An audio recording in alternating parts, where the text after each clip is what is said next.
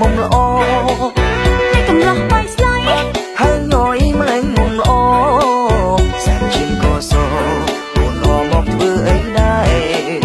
បងជាអ្នកស្រែមិនថារូបបងបាយស្លាយបងជាអ្នកស្រែ